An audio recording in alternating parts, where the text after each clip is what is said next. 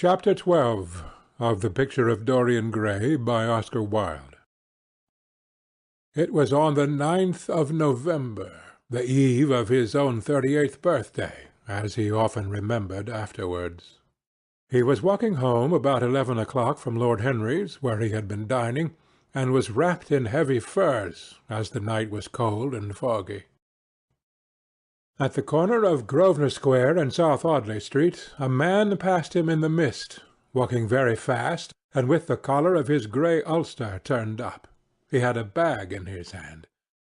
Dorian recognized him. It was Basil Hallward. A strange sense of fear, for which he could not account, came over him. He made no sign of recognition, and went on quickly in the direction of his own house. But Hallward had seen him. Dorian heard him first stopping on the pavement, and then hurrying after him. In a few moments his hand was on his arm. "Dorian! What an extraordinary piece of luck! I have been waiting for you in your library ever since 9 o'clock. Finally I took pity on your tired servant and told him to go to bed, as he let me out. I am off to Paris by the midnight train, and I particularly wanted to see you before I left. I thought it was you, or rather your fur coat, as you passed me, but I wasn't quite sure. Didn't you recognize me? In this fog, dear Basil? Why, I can't even recognize Grosvenor Square. I believe my house is somewhere about here, but I don't feel at all certain about it. I am sorry you are going away, as I have not seen you for ages. But I suppose you will be back soon. No. I am going out of England for 6 months. I intend to take a studio in Paris and shut myself up till I have finished a great picture I have in my head. However, it wasn't about myself I wanted to talk. Here we are at your door. Let me come in for a moment. I have something to say to you." "I shall be charmed. But won't you miss your train?" said Dorian Gray languidly, as he passed up the steps and opened the door with his latch-key. The lamplight struggled out through the fog, and Hallward looked at his watch. "Oh, I have heaps of time," he answered. "The train doesn't go till 12:15, and it is only just 11. In fact, I was on my way to the club to look for you when I met you. You see, I shan't have any delay about luggage, as I have sent on my heavy things. All I have with me is this bag, and I can easily get to Victoria in 20 minutes. Dorian looked at him and smiled. What a way for a fashionable painter to travel! A Gladstone bag and an ulster. Come in, or the fog will get into the house. And mind you, don't talk about anything serious. Nothing is serious nowadays. At least, nothing should be." Hallward shook his head as he entered, and followed Dorian into the library. There was a bright wood fire blazing in the large open hearth. The lamps were lit, and an open Dutch silver spirit-case stood, with some siphons of soda-water and large cut-glass tumblers, on a little marquetry table. "You see, your servant made me quite at home, Dorian. He gave me everything I wanted, including your best gold-tipped cigarettes. He is a most hospitable creature. I like him much better than the Frenchman you used to have. What has become of the Frenchman, by the way?" Dorian shrugged his shoulders. "I believe he married Lady Radley's maid, and has established her in Paris as an English dressmaker. Anglomania is very fashionable over there now, I hear. Seems silly of the French, doesn't it? But, do you know, he was not at all a bad servant. I never liked him, but I had nothing to complain about. One often imagines things that are quite absurd. He was really very devoted to me, and seemed quite sorry when he went away. Have another brandy and soda, or would you like hock and seltzer? I always take hock and seltzer myself. There is sure to be some in the next room." "Thanks, I won't have anything more," said the painter, taking his cap and coat off, and throwing them on the bag that he had placed in the corner. "And now, my dear fellow, I want to speak to you seriously." Don't frown like that. You make it so much more difficult for me." "What is it all about?" cried Dorian in his petulant way, flinging himself down on the sofa. "I hope it is not about myself. I am tired of myself to-night. I should like to be somebody else." "It is about yourself," answered Hallward in his grave, deep voice, "and I must say it to you. I shall only keep you half an hour." Dorian sighed and lit a cigarette. "Half an hour?" he murmured. "It is not much to ask of you, Dorian, and it is entirely for your own sake that I am speaking. I think it right that you should know that the most dreadful things are being said against you in London. I don't wish to know anything about them. I love scandals about other people, but scandals about myself don't interest me. They have not got the charm of novelty." "They must interest you, Dorian. Every gentleman is interested in his good name. You don't want people to talk of you as something vile and degraded. Of course you have your position and your wealth and all that kind of thing, but position and wealth are not everything. Mind you, I don't believe these rumours at all. At least, I can't believe them when I see you. Sin is a thing that writes itself across a man's face. It cannot be concealed. People talk sometimes of secret vices. There are no such things. If a wretched man has a vice, it shows itself in the lines of his mouth, the drop of his eyelids, the moulding of his hands even. Somebody, I won't mention his name, but you know him, came to me last year to have his portrait done. I had never seen him before, and had never heard anything about him at the time, though I have heard a great deal since. He offered an extravagant price. I refused him. There was something in the shape of his fingers that I hated. I know now that I was quite right in what I fancied about him. His life is dreadful. But you, Dorian, with your pure, bright, innocent face, and your marvellous, untroubled youth, I can't believe anything against you. And yet I see you very seldom, and you never come down to the studio now, and when I am away from you, and I hear all these hideous things that people are whispering about you, I don't know what to say. Why is it, Dorian, that a man like the Duke of Berwick leaves the room of a club when you enter it? Why is it that so many gentlemen in London will neither go to your house or invite you to theirs? You used to be a friend of Lord Staveley. I met him at dinner last week. Your name happened to come up in conversation, in connection with the miniatures you have lent to the exhibition at the Dudley. Staveley curled his lip and said that you might have the most artistic tastes, but that you were a man whom no pure-minded girl should be allowed to know, and whom no chaste woman should sit in the same room with. I reminded him that I was a friend of yours, and asked him what he meant. He told me.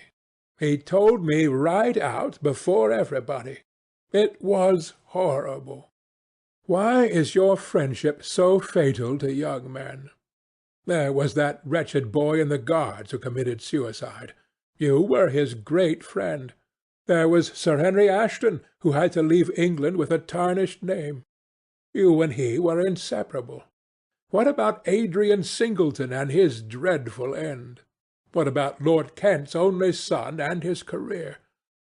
I met his father yesterday in St. James's Street. He seemed broken with shame and sorrow. What about the young Duke of Perth? What sort of life has he got now? What gentleman would associate with him? Stop, Basil. You are talking about things of which you know nothing, said Dorian Gray, biting his lip and with a note of infinite contempt in his voice. You ask me why Berwick leaves a room when I enter it. It is because I know everything about his life, not because he knows anything about mine. With such blood as he has in his veins, how could his record be clean? You ask me about Henry Ashton and young Perth. Did I teach the one his vices and the other his debauchery? If Kent's silly son takes his wife from the streets, what is that to me?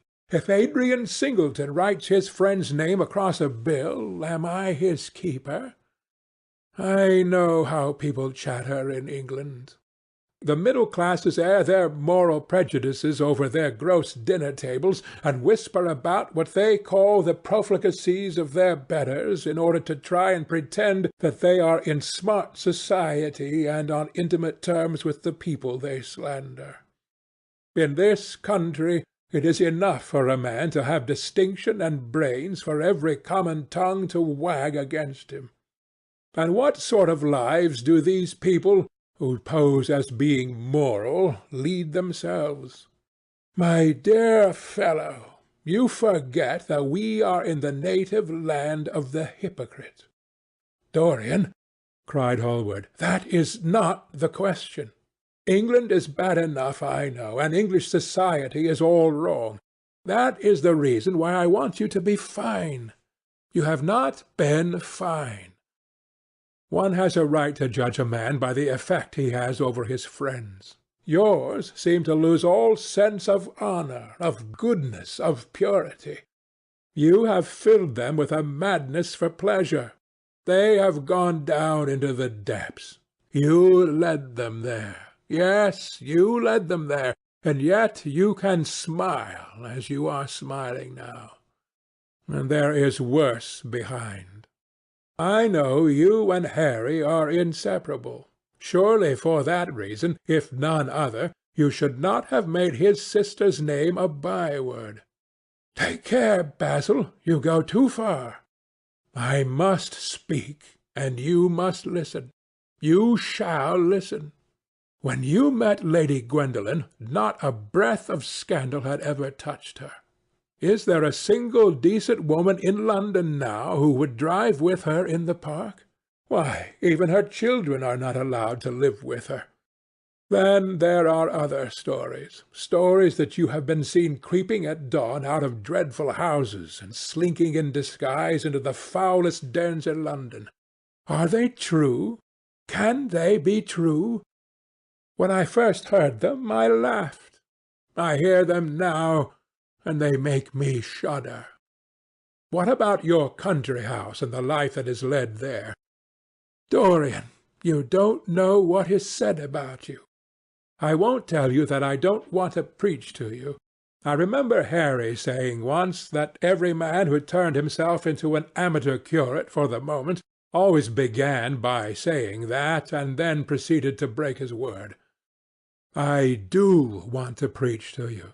I want you to lead such a life as will make the world respect you. I want you to have a clean name and a fair record.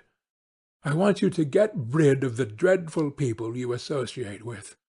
Don't shrug your shoulders like that. Don't be so indifferent. You have a wonderful influence. Let it be for good, not for evil.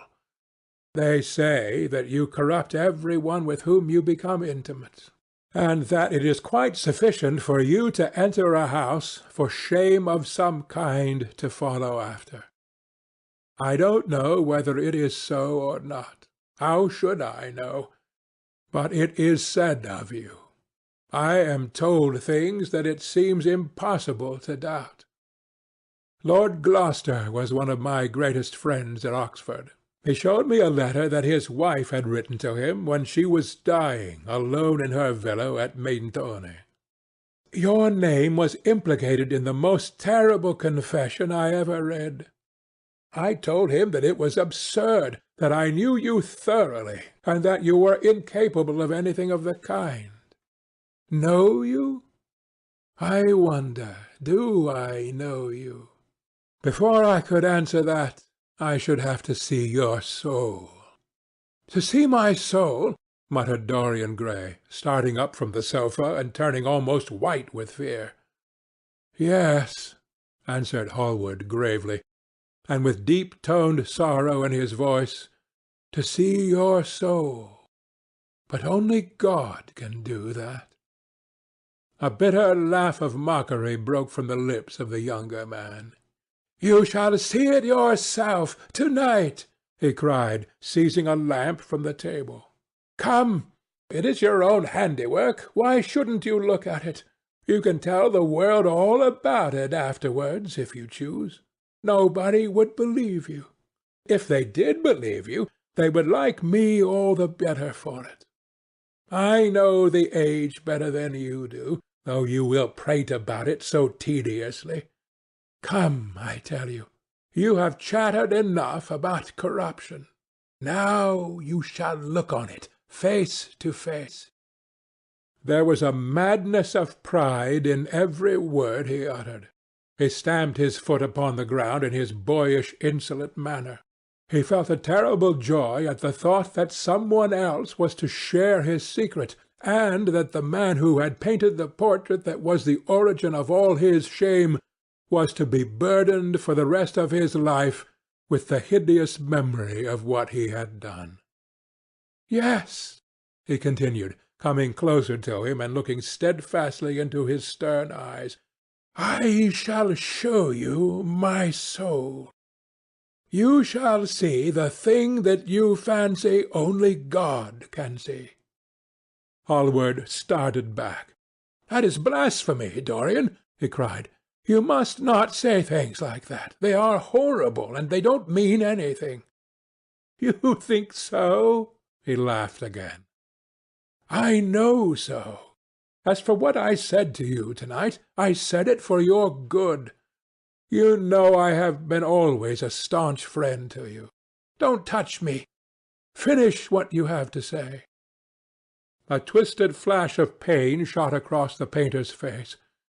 He paused for a moment, and a wild feeling of pity came over him. After all, what right had he to pry into the life of Dorian Gray? If he had done a tithe of what was rumoured about him, how much he must have suffered! Then he straightened himself up and walked over to the fireplace and stood there, looking at the burning logs with their frost-like ashes and their throbbing cores of flame. I am waiting, Basil, said the young man in a hard, clear voice. He turned round. What I have to say is this, he cried. You must give me some answer to these horrible charges that are made against you. If you tell me that they are absolutely untrue from beginning to end, I shall believe you. Deny them, Dorian, deny them. Can't you see what I am going through? My God, don't tell me that you are bad and corrupt and shameful. Dorian Gray smiled. There was a curl of contempt in his lips. Come upstairs, Basil, he said quietly. I keep a diary of my life from day to day, and it never leaves the room in which it is written. I shall show it to you if you come with me. I shall come with you, Dorian, if you wish it. I see I have missed my train. That makes no matter. I can go tomorrow. But don't ask me to read anything tonight. All I want is a plain answer to my question. That shall be given to you upstairs. I could not give it here. You will not have to read long. End of chapter 12.